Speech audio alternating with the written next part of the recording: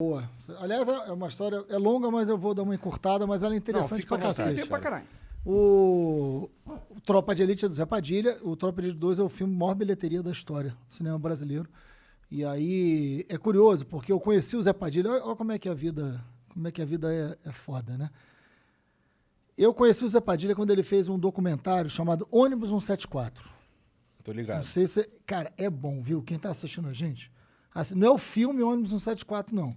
É um documentário do Zé Padilha chamado Ônibus 174, aquele episódio do sequestro do ônibus. O Zé fez um documentário sobre aquilo que é genial, que ele conta a história do assaltante, mostra quem é, de onde veio, como é que foi. O Zé é muito brilhante. Eu não conheci o Zé, pessoalmente, e assisti o documentário. Na época eu era professor de história, trabalhava com... Eu sou professor de história, 20 anos de sala de aula, trabalhava com pesquisa na área de direitos humanos, segurança pública. E aí, cara, teve um cara... que é um grande amigo, assim, uma grande figura, que fez história comigo, ele fazia geografia, eu história na mesma época, o Leon Diniz, professor lá do Rio de Janeiro, professor de geografia, figuraça. O Leon, ele dava aula em muitos pré-vestibulares populares, saca isso? Assim, não sei como é que é em São Paulo, no Rio tem muito, e é um negócio sensacional, são pré-vestibulares comunitários, funcionam nas favelas, então, porra, juventude da favela, que não tem como pagar um pré-vestibular caro, estuda no pré-vestibular comunitário, uma galera dá aula, eu dei muita aula em pré-vestibular comunitário, né? Eu sempre gostei muito da aula em projeto social, dei aula há muitos anos dentro das prisões, né? De alfabetização de adultos, né? Aliás, método Paulo Freire, centenário do Paulo Freire. Tem que ser muito imbecil para não gostar do Paulo Freire, se é que me entendem. Mas, enfim. E aí, é porque tem que ser estúpido demais para não gostar do Paulo Freire, entendeu? Eu confesso que eu não entendo muito a polêmica do Não, Paulo Freire. Paulo Freire é foda. Não, eu não Porra, entendo é o por que maior que a educador galera do não mundo, gosta cara. dele. Ele é porque é burro, muito porque- reconhecido no mundo inteiro, mas no Brasil o vagabundo mete pau. Mas por que que mete pau nele? Não é possível, assim, porque é um cara que revolucionou a alfabetização de adultos, tem um método Paulo Freire traduzido em mais de 20 línguas. As principais universidades do mundo que estudam pedagogia têm Paulo Freire como referência. Então, assim, é motivo de muito orgulho do Brasil ter um cara que influencia a educação no mundo inteiro. Aí aqui, depois que a gente entrou nessa loucura que a gente está vivendo, de uma polarização que não tem o menor sentido, o Paulo Freire virou inimigo de alguns. O Paulo Freire, quer dizer, o mundo inteiro reverencia o cara. Mas vamos voltar à história.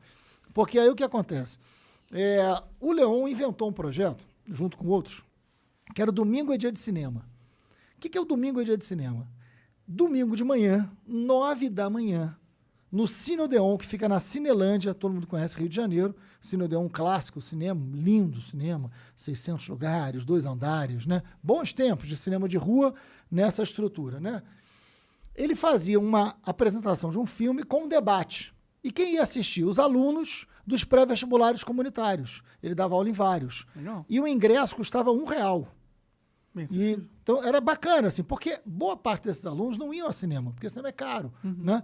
Então, era a chance dos caras irem ao cinema, aquilo ajudava no vestibular, porque eram filmes sempre relacionados a algum tema que podia cair numa redação de vestibular, alguma coisa assim. Puta projeto, esse negócio legal pra cacete.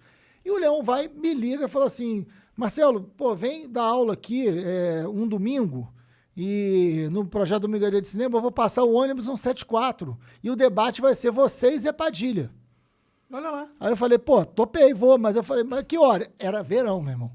Domingo, 9 da manhã. Eu falei, Leão, nem minha mãe vai nessa porra.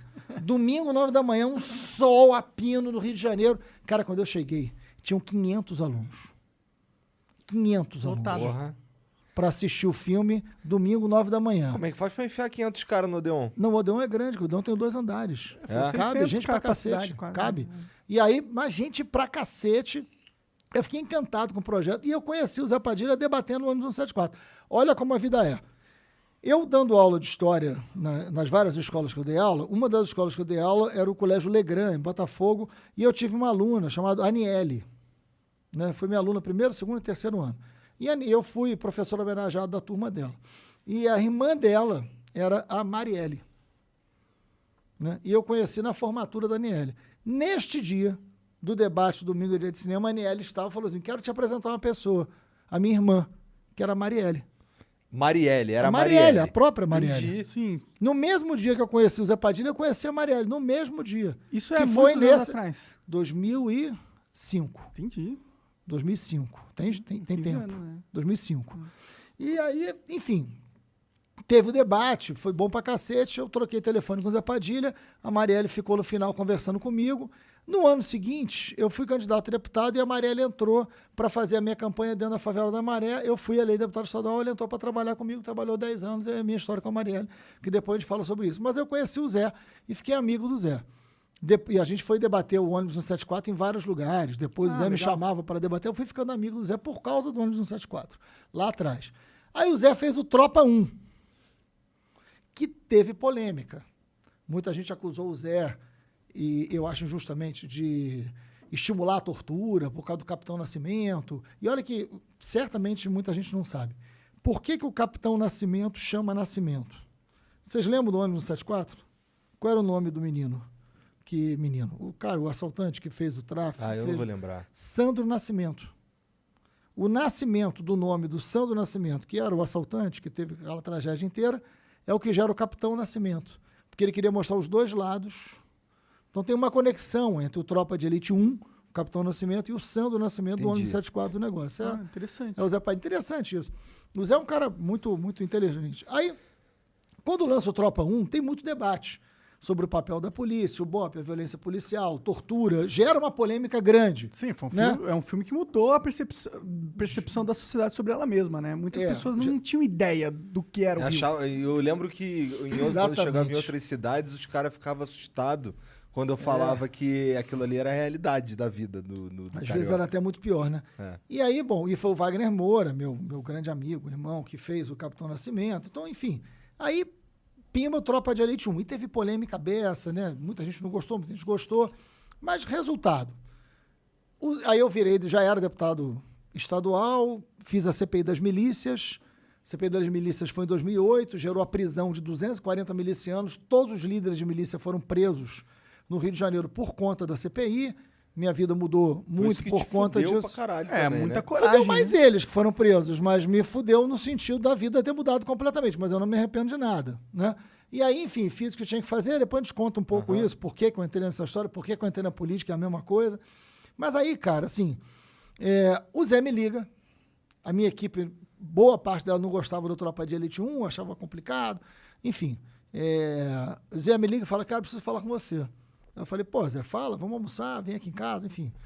Aí falou, cara, vou fazer o Tropa 2. Eu falei, porra, Zé, vem mais polêmica aí, cara. Aí ele falou, mas é baseado em você. Eu falei, não. Porra, eu já tô cheio de problemas, Zé. Porra, já CPI, então é sobre isso. Aí eu falei, como assim, cara?